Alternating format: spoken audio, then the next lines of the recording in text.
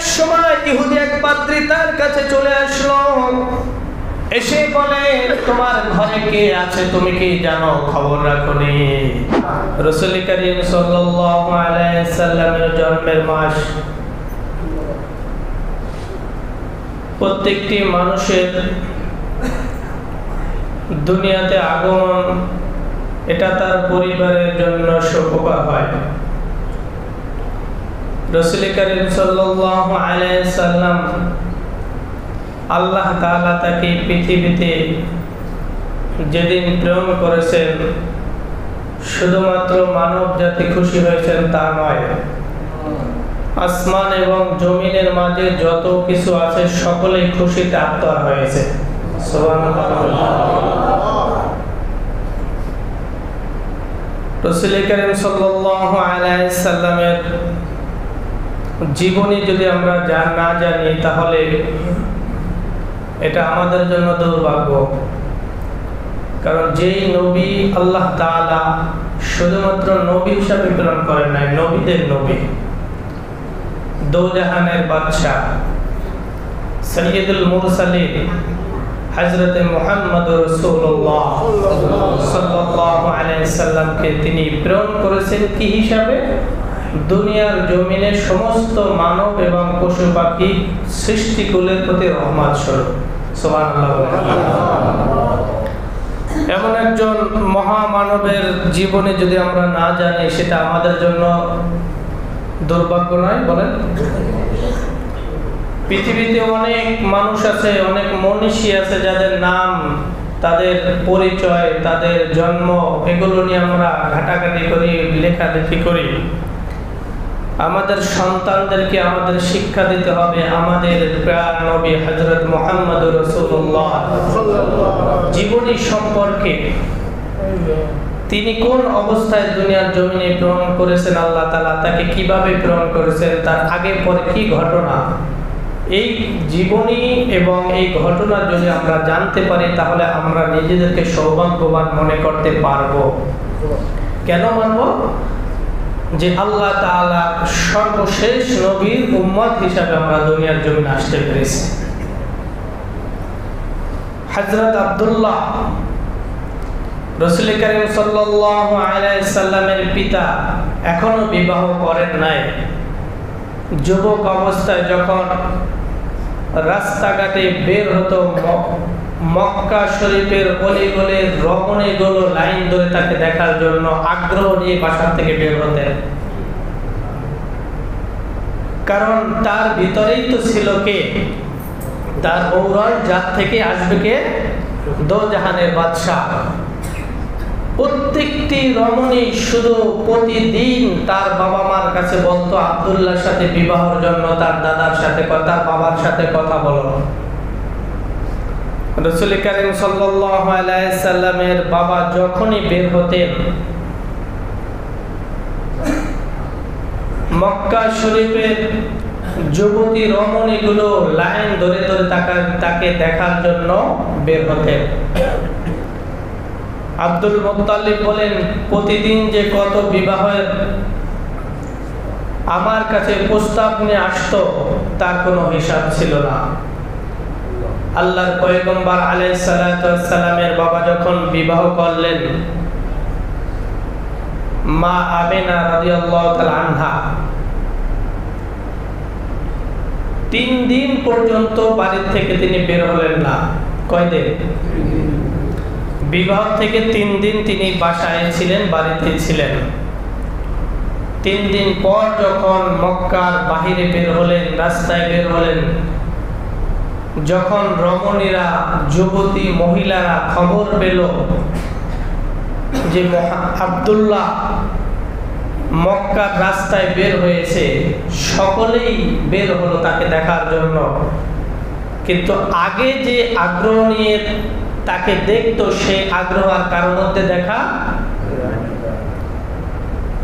কারণ হিসাবে জিজ্ঞেস করা হলো, কি ব্যাপার তোমরা সিরিয়াল ধরে থাকতা তাকে দেখার জন্য, এখন দেখে তোমরা মুখটা ঘুরিয়ে বাসায় চলে যাও, কারণ কি?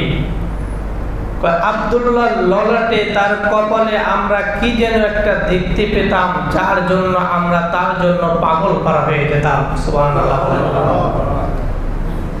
সেই জিনিসটি এখন আর তার মাঝে দেখতে পাই না, যার কারণে তাকে আর আমাদের ভালো লাগে না।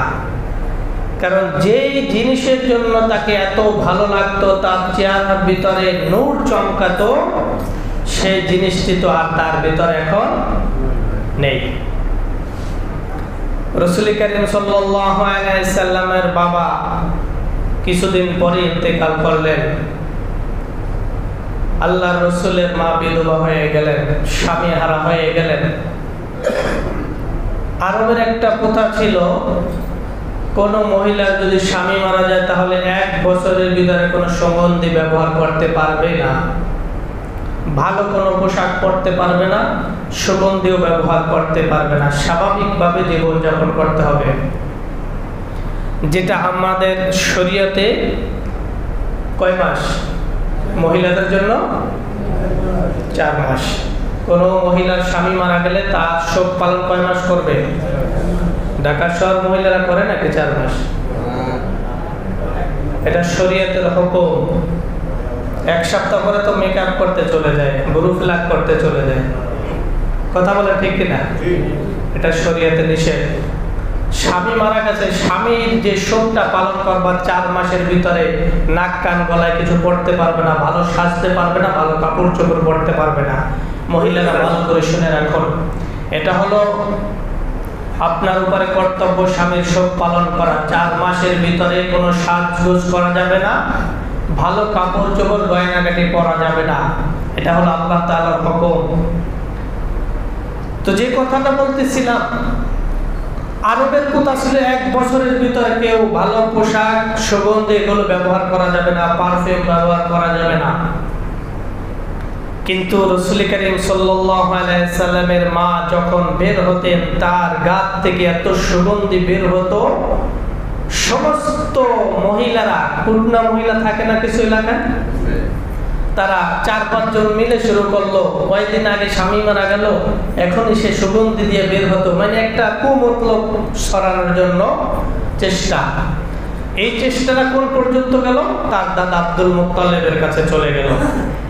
আব্দুল মুত্তালিবের কাছে যে বলল, দেখো তোমার সন্তান কিছুদিন হলো ইন্তেকাল করলো, আর তোমার বৌমা এখনই সুগন্ধি ব্যবহার করে রাস্তাঘাটে হাঁটতেছে, অমুক জায়গায় পানি নিতে আসছে, কূপে পানি নিতে আসছে, তার শরীর থেকে যে ঘ্রাণ পাই, এটা কোনো সাধারণ কোনো ঘ্রাণ নয়, এটা অনেক দামি আতর হবে। কারণ আমাদের এই মক্কার জমিনে এই আতরের ঘ্রাণ আমরা কখনো পাই নাই। সুবহানাল্লাহ বলেন।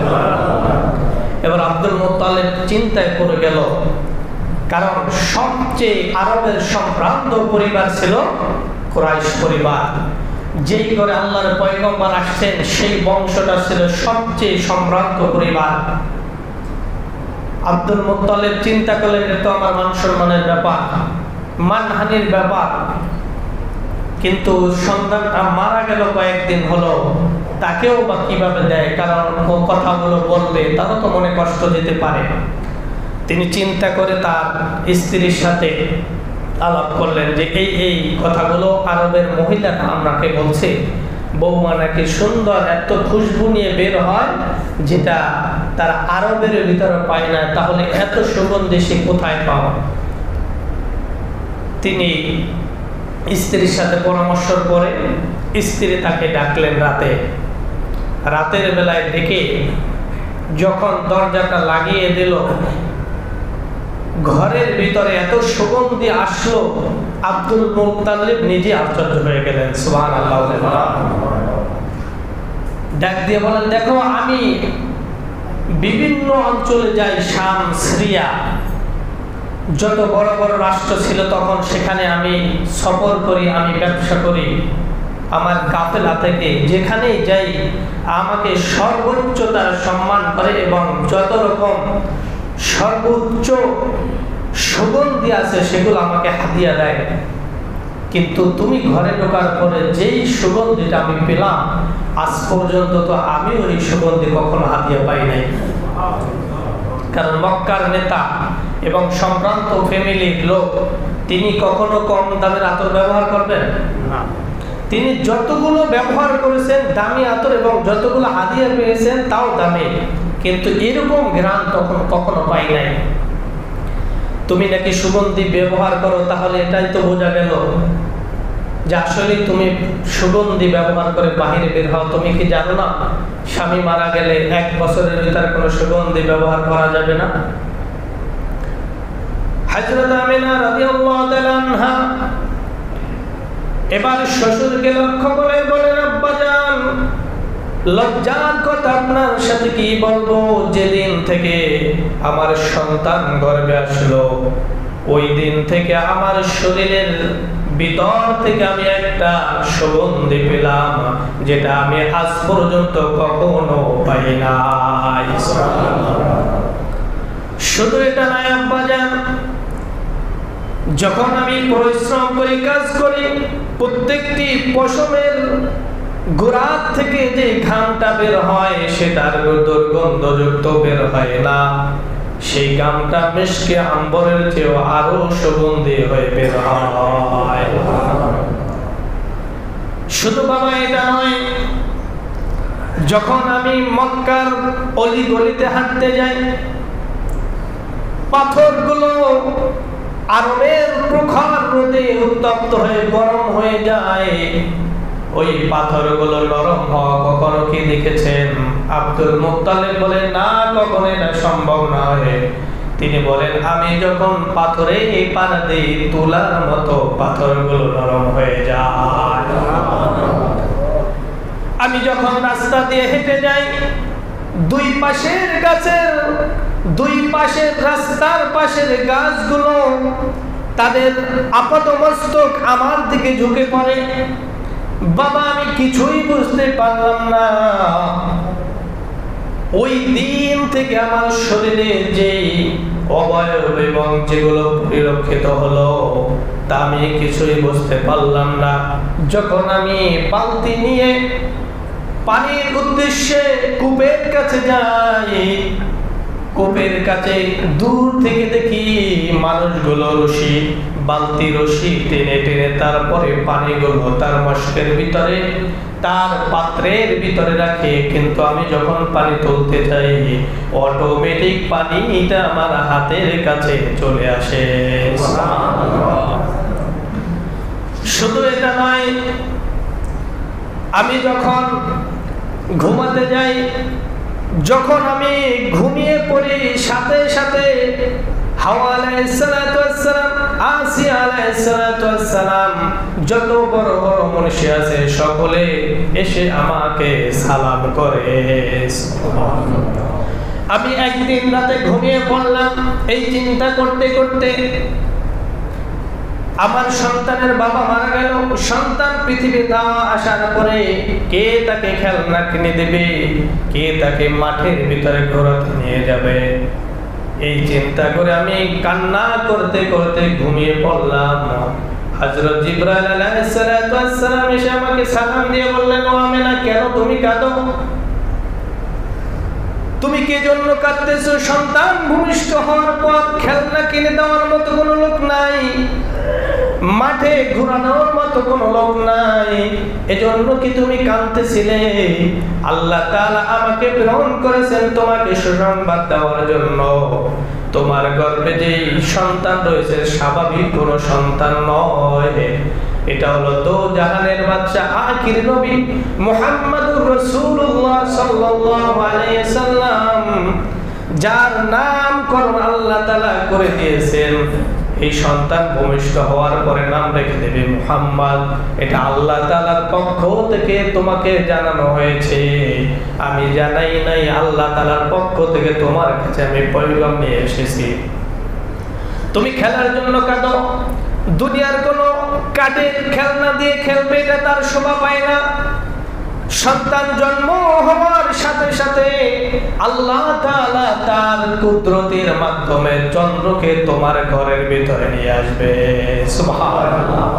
কোন খেলনা দিয়ে খেলবে না, চন্দ্র সূর্য তোমার সন্তানের সাথে খেলা করবে, আর মাঠে চড়ানোর কথা বলছো না, কোনো সাধারণ সন্তানের সাথে মাঠে খেলাধুলা করবে না।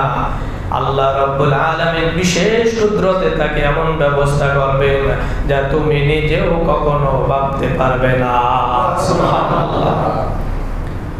আশ্চর্য হয়ে মুত্তালিব শুনলেন, কি ব্যাপার, তাহলে কি এত আশ্চর্য ঘটনা কেন? আব্দুল মুত্তালিব অবাক হয়ে গেলেন। আব্দুল মুত্তালিব ধার্মিক ছিলেন এবং সবচেয়ে কাছের সন্তান ছিল আব্দুল্লাহ, তাকে খুব ভালোবাসতেন। সন্তানটা হারা হয়ে গেলেন, এবার নাতির জন্য অপেক্ষার পালা।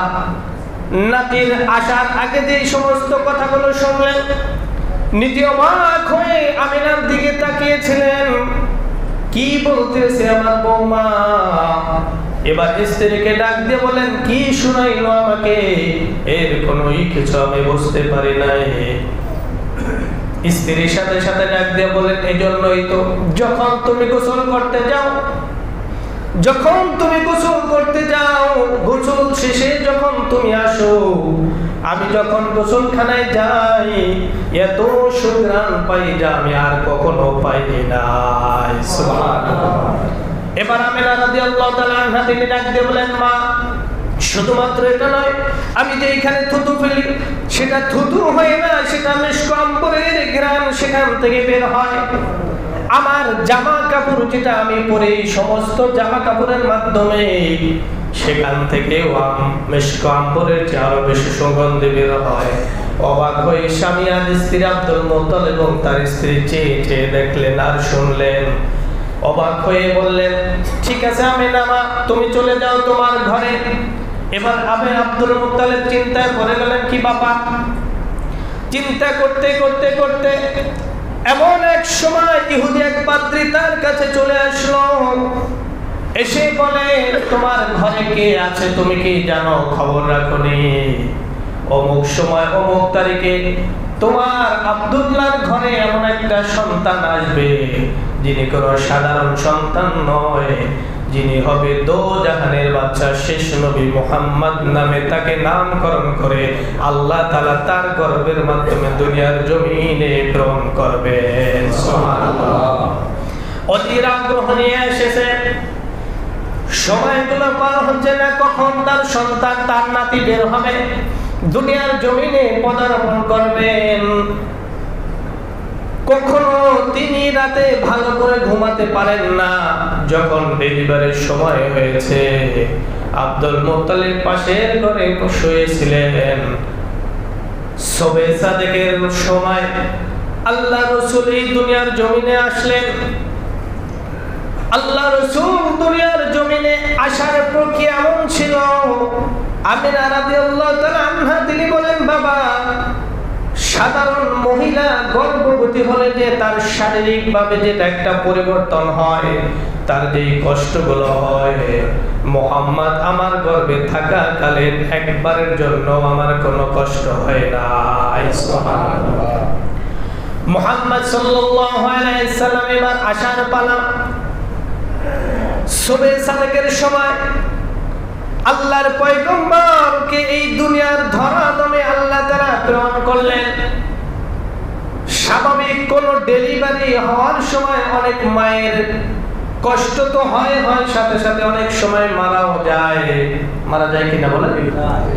কিন্তু আমিনা রাদিয়াল্লাহু তাআলা আনহা তিনি বলেন, আমি কোনো অনুভব করি নাই, এক চুল পরিমাণ কোন কষ্ট অনুভব করি নাই। মুহাম্মদ সাধারণ সন্তান জন্মগ্রহণ করার সময় তার নাভিটা আরেকজনকে কাটতে হয়, কিন্তু মুহাম্মদ জন্মগ্রহণ করায় কে যেন অলৌকিকভাবে নাভিটা কেটে তারপরে তাকে দুনিয়ার জমিনে প্রেরণ করে দিয়েছে। সুবহানাল্লাহ।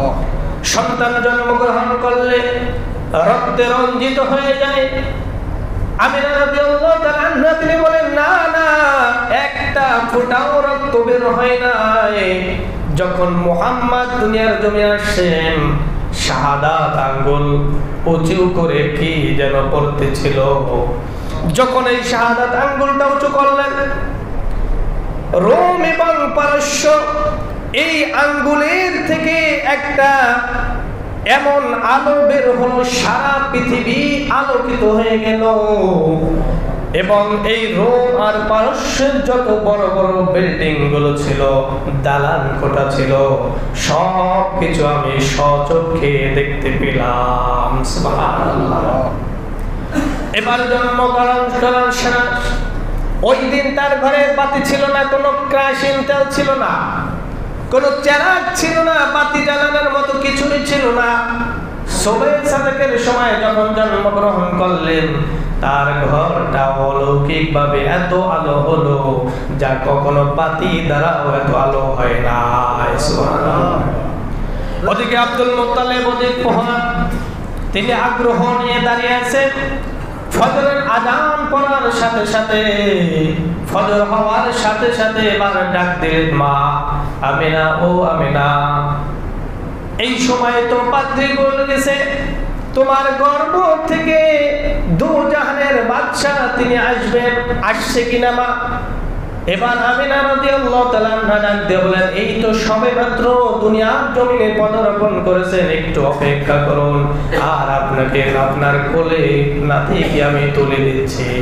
এই বলে আমিনা রাদিয়াল্লাহু তাআলা আনহা মুহাম্মদ সাল্লাল্লাহু আলাইহি সাল্লামকে তার কোলে তুলে দিলেন।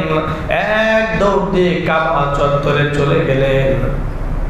কাবা শরীফের কাছে গিয়ে যখন কোলে নিয়ে বলে, আল্লাহ, এই যে সন্তান দিলা, যার বাবাকে আগে নিয়ে গেলা, আর পাত্রী বলল দোজাহানের বাদশা হবেন তিনি, আর অলৌকিক ভাবে তার মুখ থেকে বের হয়ে গেল, মুহাম্মদকে তুমি হেফাজত করিও। সুবহানাল্লাহ। অলৌকিক ভাবে কি হয়ে গেল?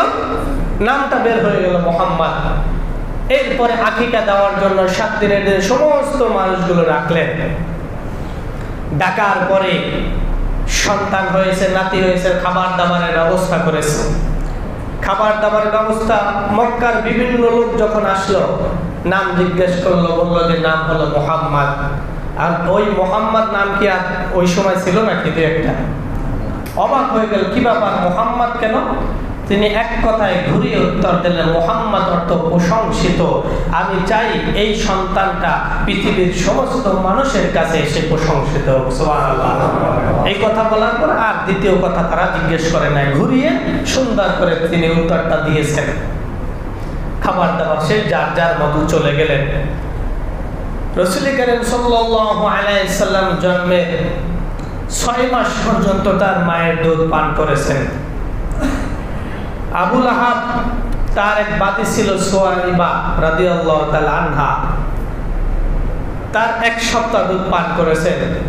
আরবের একটা প্রথা ছিল, মক্কা শহরে যারা জন্মগ্রহণ করবে তার একটা এলাকায় পাঠিয়ে দেয়, যে এলাকায় বিশুদ্ধ আরবি এবং তার স্বাস্থ্যের দিক থেকে ভালো এরকম হবে, এরকম জায়গায় প্রেরণ করে দিতেন দুধ পান করার জন্য। তো দুধ পান করার জন্য তো কাফেলা চলে আসলেন। যখনই শুনে এতিম বাচ্চা, এতিম শুনে আর কেউ নিতে চায় না, কারণ টাকা পয়সার ব্যাপার স্যাপার আছে, এখানে টাকা পয়সা দেওয়ার মতো তার বাপ গার্ডিয়ান লাগবে, যেহেতু এতিম, এর থেকে তো ভালো কিছু পাবো না, এজন্য কেউ আগ্রহ দেখালেন না। শেষ পর্যায়ে হালিমাতুস সাদিয়া রাদিয়াল্লাহু তাআলা আনহা, তিনিও আর কোনো সন্তান পেলেন না। এক পর্যায়ে তিনি চিন্তা করলেন, একদম খালি হাতে যাব, তার যে ওই এতিম সন্তানটাকেই নিয়ে যাই। তারপরে সেখানে চলে গেলেন, গিয়ে বললেন, ঠিক আছে, আপনার সন্তানকে আমরা নিব। যখন কোলে নিলেন, তিনি একটা শরীরের ভিতরে অন্য একটি ভাব চলে আসলো। তার স্তরে তেমন একটা দুধ ছিল না, তার একটি দুধ ভাই ছিল আব্দুল্লাহ। সেই সন্তানটা ভালো করে দুধ পান করতে পারতেন না, তার পেটই ভরতে না। তো মুহাম্মদ সাল্লাল্লাহু আলাইহি সাল্লামকে কোলে নেওয়ার সাথে সাথে তার একটা শরীর ভিতরে এমন ভাব আসলো যে মনে হয় যেন স্তনে অনেক দুধ চলে আসলো। মুহাম্মদ সাল্লাল্লাহু আলাইহি সাল্লামকে ডান স্তনে যখন মুখ লাগালেন, তখন তিনি বুঝতে পারলেন আসলেই তার স্তনে অনেক দুধ চলে আসলেন। দুধ চলে আসলো, মুহাম্মদ সাল্লাল্লাহু আলাইহি সাল্লামকে বামটা দিতে নিলেন, কখনো তিনি বাম স্তনে মুখ লাগান নাই। কেন লাগান নাই বলতে পারেন? তার একটা সন্তান ছিল, মহিলার হালিমাতুস সাদিয়া রাদিয়াল্লাহু তাআলা আনহার একটা সন্তান ছিল, নাম হলো আব্দুল্লাহ। যখনই তিনি বাম স্তনে মুখ লাগাতে দিতেন তখন তিনি মুখকে সরিয়ে নিতেন। যতদিন তার কাছে ছিল কখনো বাম স্তনে মুখ লাগাতে তিনি পারেন নাই। ইনসাফ কাকে বলে? রাসূল করিম সাল্লাল্লাহু আলাইহি সাল্লামের শিশু বয়স থেকে তিনি ইনসাফ শুরু করেছেন। সকলে বলেন আল্লাহু আকবার। তিনি একটা খাবেন, দ্বিতীয়টা যদি খান তাহলে তার দুধ ভাইয়ের হক নষ্ট হবে। আল্লাহ রাব্বুল আলামিন যাকে নবী হিসাবে প্রেরণ করেছেন তার মাধ্যমে অন্যের হক নষ্ট হবে, এটা কখনো আল্লাহ চাইবেন? ছোটবেলা থেকে, শিশুর থেকেই আল্লাহ রাব্বুল আলামিন এমন ভাবে তাকে গড়ে তুলেছে যে মানুষ যেন তার জীবনে শুনে, জীবনে পড়ে নিজের জীবনটাকে সেভাবে সাজাতে পারে। আব্দুল্লাহর মুখে যখন দেওয়া হলো, যে আব্দুল্লাহ দুটি স্তন খাওয়ার পরেও তার পেট ভরত না, এক স্তনের মাধ্যমে তিনি পেট ভরে তারপরে আর নিজের থেকে ছেড়ে দিতেন, খেতে চাইতেন না। সুবহানাল্লাহ বলেন। তাবুতে যাওয়ার সাথে সাথে যেই সমস্ত তার গাভীগুলো দুধ ছিল না, স্তনের দুধই ছিল না, সেখানে আল্লাহ রাব্বুল আলামিনের প্যারা হাবিবের বরকতে তাদের স্তনে দুধ চলে আসলো এবং তারা সেখান থেকে দহন করে ভরপুর খেয়ে তারপরে রওনা দিলেন। সুবহানাল্লাহ। এবার রওনা দেওয়ার পরে যখন আগে তো আসার সময় গালিগালাজ করেছিল, তোমার জন্য তো অপেক্ষা করতে পারবো না, তোমার সারি হলো এত দুর্বল, তোমার জন্য আমাদের সকলকে দাঁড়িয়ে থাকতে হয়। গালিগালাজ অনেক শুনেছে এবং যাওয়ার পালা। যাওয়ার সময় যখন সামনেতে রওনা হলো, সকলের আগে আগে চলতেছিল। এবার হালিমাতুস সাদিয়াকে ডেকে বলেন, ও হালিমা, আসার সময় যে সারি তুমি ব্যবহার করেছো সেটাই কি এই সারি? এই যানবাহন কি ছিল নাকি তোমার? তিনি বলেন, জি আমার এইটাই ছিল। তাহলে কি হলো, আমাদের থেকে আগে আগে কিভাবে যাও? তিনি বলেন, জানি না, তবে এতটুকু জানি একটা এতিম সন্তান আমরা নিয়ে এসেছি, যে এতিম সন্তানটা কোলে নেওয়ার সাথে সাথে এমন কিছু অলৌকিক জিনিস দেখতে পেলাম যা আমি আর কখনো আমার জীবদ্দশায় দেখি নাই। সুবহানাল্লাহ। যাওয়ার পরে যে অঞ্চলে, যে গ্রামে গাভীগুলো দুধ শূন্য ছিল, বকরিগুলো দুধ শূন্য ছিল, ভেড়া উটগুলো দুধ শূন্য ছিল, মুহাম্মদ সাল্লাল্লাহু আলাইহি সাল্লাম এলাকায় যাওয়ার সাথে সাথে প্রত্যেকটি গাভীর স্তনে এত পরিমাণ দুধ আসলো, এলাকাবাসী সকলে মিলে খুশি হয়ে গেল। সুবহানাল্লাহ। আস্তে আস্তে মুহাম্মদ সাল্লাল্লাহু আলাইহি সাল্লাম বড় হতে লাগলেন।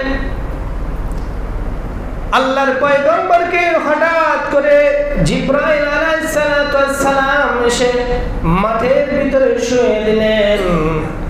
মাঠের ভিতরে শোয়ানোর পরে একটি অপারেশন করলেন যাকে বলা হয় সিনাসা। এটা প্রথম শিশু অবস্থায় তিনবারের এই প্রথমবার রাসূলের জীবদ্দশায় তিনবার সিনাকে চেক করা হয়েছে, অপারেশন ওপেন হার্ট সার্জারি করেছেন। জিবরাইল আলাইহিস সালামের মাধ্যমে ওপেন হার্ট সার্জারি আল্লাহ তাআলা নিজে করেছেন। মুহাম্মদ সাল্লাল্লাহু আলাইহি সাল্লামকে প্রথম যখন দেখলেন দুজন সাদা ধবধবে পোশাকধারী লোক এসে মুহাম্মদকে শুয়ে ফেললেন, তার দুধ ভাই এবং দুধ বোন দৌড় দিয়ে বাড়িতে চলে আসলেন। এক চিৎকার দিয়ে বললেন, আমাদের ভাইকে কে যেন দুজন সাদা পোশাকধারী লোক এসে শুয়ে দিল, আমরা ভয়ে পেয়ে চলে আসলাম, চলো চলো। এবং হালিমাতুস সাদিয়া এবং তার সন্তান স্বামী মিলে দৌড় দিয়ে মাঠে চলে গেলেন। মাঠে যেয়ে দেখেন মুহাম্মদ গম্ভীর অবস্থায় তিনি বসে আছেন। কোলে নিয়ে বললেন, বাবা তোমার কি হয়েছে? মুহাম্মদ সাল্লাল্লাহু আলাইহি সাল্লাম বলেন, দুজন সাদা পোশাকধারী লোক আমার কাছে আসলো, এসে আমাকে শুইয়ে দিল। এরপর কি করলো আর আমি কিছুই টের পাই নাই। আমাকে আবার এভাবে বসিয়ে চলে গেল। কিছুক্ষণের ভিতরে আমি সজাগ হয়ে গেলাম, জ্ঞান ফিরে গেল। আমি তাকিয়ে দেখলাম আমার দুধ ভাই দুধ বোন কেউ নাই, একা একা মন খারাপ করে বসে পড়লাম। নিজের ভিতরে একটু ভয়ের কাজ করতেছিল। এই কথা শুনে হালিমাতুস সাদিয়াও ভয় পেয়ে গেলেন, দৌড় দিয়ে তাকে সাথে করে বাড়ি চলে আসলেন। বলল, তোমার যে ছাগল বকরি চলানোর প্রয়োজন নাই, ছাগল বকরি প্রয়োজন না, চড়ানোর প্রয়োজন নাই। এখন থেকে তুমি বাড়ি থাকবা, আর যদি আবার যেতে চাও তাহলে তোমার মায়ের কাছে দিয়ে আসবো। রাসূল করিম সাল্লাল্লাহু আলাইহি সাল্লাম বললেন, না, আমার দুধ ভাই আমার দুধ বান চড়াবে আর আমি ঘরে বসে থাকবে, না হবে না। সুবহানাল্লাহ জোরে বলেন। ইনসাফ কাকে বলে? যে আমার দুধ ভাই আমার দুধ বোন বকরি চড়াবে আর আমি ঘরে বসে বসে খাবো, এটা আমার দ্বারা সম্ভব না। এবার তিনি আরো ভয় পেয়ে গেলেন এবং তার চাচাতো ভাইয়ের কাছে নিয়ে গেলেন। নিয়ে যখন এই ঘটনার বিবরণ দিলেন, তিনি উঠে পাগলের মতো লাফানো শুরু করছে আর বলতেছিল, হায় আফসোস, মক্কার যত নেতা আছে, মক্কার যত ধর্ম আছে, তোমাদের ধর্মে চুনকালি দেওয়ার জন্য যে আগমনের কথা, সে আগমন হয়ে গেছে। তিনি আশ্চর্য হয়ে গেলেন, এই তো সেই যার ভবিষ্যৎবাণী আমরা তাওরাত কিতাবে পড়েছি, যিনি এসে মক্কার যত অলিগলি আছে, সারা পৃথিবীতে যত অগ্নি পূজরি, মুক্তি পূজরি, গাছপালা, তরুলতা পূজরি আছে, সমস্ত ধর্মকে ত্যাগ করে বিদায় করে এমন একটা ধর্ম তিনি চালু করবে যা পৃথিবীর মধ্যে সর্বশ্রেষ্ঠ ধর্ম হিসাবে কবুল করে নেবেন আল্লাহ তাআলা। সুবহানাল্লাহ। আশ্চর্য হয়ে গেল, আমাকে মেরে ফেলো, না হয় এই বাচ্চাকে মেরে ফেলো, বিপদ যে আসার কথা সেটা চলে আসলো, তোমার মাথা খারাপ হয়ে গেছে। হালিমাতুস সাদিয়া এবং তার স্বামী বলতেছে, তোমার আগে চিকিৎসা করা, তোমার মাথা খারাপ হয়ে গেছে। তোমার যদি মাথা ঠিক থাকতো তাহলে পাগলের মতো তুমি আলতু ফালতু কথা বলতা না। তিনি সেখানে এই সমস্ত কথা বলে নিয়ে আসলেন। আরো ভয় পেয়ে গেলেন এবং চিন্তা করলেন, এই সন্তানকে যদি আমরা রাখি হয়তো বিপদ হতে পারে। নিয়ে আসলেন মায়ের কাছে। তিনি বললেন, এত আগ্রহ করে নিলা, আবার ফেরত দিয়ে গেলা, ঘটনা কি? তখন তিনি বললেন যে এই ঘটনার পরে আমি অমুকের কাছে নিয়ে গেছি, সে বলতেছে যে এই সন্তান নাকি এই সমস্ত ধর্মকে ত্যাগ করে, দুনিয়া থেকে বিদায় করে তিনি নিজে এমন একটা ধর্ম চালু করবে যেটা আল্লাহ তাআলার মনোনীত ধর্ম। এবার আমেনা রাদিয়াল্লাহু তাআলা আনহা শুনে বললেন, তুমি ঠিকই শুনেছো, কারণ এই সন্তান গর্ভে আসার পর থেকে আমি যেই সমস্ত অলৌকিক ঘটনা দেখেছি, জন্মের পরে কি হয়েছে তুমি জানো? সেই পারস্যের যেই সমস্ত অগ্নি 1000 বছর ধরে প্রজ্বলিত ছিল, মানুষ যা সেখানে গিয়ে পূজা করত, ওই আগুনের পূজা করত, সেই আমার সন্তান জন্মের সাথে সাথে 1000 বছর জ্বলতে ছিল যে আগুনটা সাথে সাথে নিভে গেছে। পারস্যের সেই পিলারে থরথর করে কাঁপন ধরেছে এবং 9 থেকে 10টি পিলার ভেঙে টুকরা টুকরা হয়ে গেছে। আল্লাহ রাব্বুল আলামিন রাসূল কারীম সাল্লাল্লাহু আলাইহি সাল্লামকে নবী হিসাবে প্রেরণ করেছেন। এটা আমেনা রাদিয়াল্লাহু তাআলা আনহা তিনি বলতেছিলেন যে তিনি সাধারণ কোনো মানুষ হবে না, আমার সন্তানটা এমন এক মহামানব হবে যা পৃথিবীতে সর্বশ্রেষ্ঠ হিসাবে আল্লাহ তাআলা কবুল করে নেবেন। সুবহানাল্লাহ। জিবরাইল আলাইহিস সালাতু ওয়াস সালাম বলেন, আমি আদমকে দেখলাম, ইব্রাহিমকে দেখলাম, ঈসা মুসাকে দেখলাম, আমি ইউসুফ আলাইহিস সালাতু ওয়াস সালামকে কূপের দিক থেকে আমি তুললাম, কিন্তু এত সুন্দর মহামানব আমি কখনো মুহাম্মদকে দেখার পরে আর কখনো এরকম মহামানব আমি দেখি নাই। সুবহানাল্লাহ। এবার আল্লাহ তাআলা জবাব দিলেন, ও জিবরাইল শোনো তাহলে আমার কাছে, তুমি আদমকে দেখেছো, ইব্রাহিমকে দেখেছো, ঈসা মুসা ইউসুফ আলাইহিস সালাতু ওয়াস সালামকে দেখেছো, যে ইউসুফকে আমি এত সৌন্দর্য দান করেছিলাম, পৃথিবীর সমস্ত মানুষকে যত সৌন্দর্য দান করলাম, তার ভিতরে অর্ধেক সৌন্দর্য ইউসুফ আলাইহিস সালামকে দিলাম। আর আমার প্যারা হাবিব মুহাম্মদুর রাসূলকে আমি এত সুন্দর দিয়ে বানালাম, পৃথিবীর শুরু থেকে শেষ পর্যন্ত আর কোন মানব এত সুন্দর আকৃতি দান করে আমি দুনিয়ার জমিনে প্রেরণ করব না। সুবহানাল্লাহ। ও জিবরাইল, তুমি কোত্থেকে দেখবা? আমি বানাইলে না তুমি দেখবা?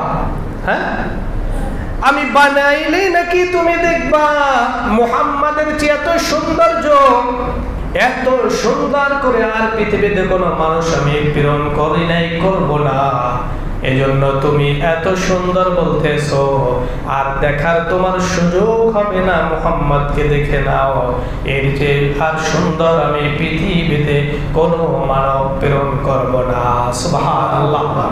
জন্য আসুন আমরা সেই রাসূলের জীবনী পড়ি এবং শুনি, নিজের জীবনে আমল করি, বাস্তবায়ন করি, আল্লাহ রাসূলের আদর্শবান হই। আল্লাহ তাআলা আমাদের সকলকে আল্লাহ রাসূলের জীবন থেকে শিক্ষা নিয়ে নিজের জীবন গড়ার তৌফিক দান করুন। আমিন।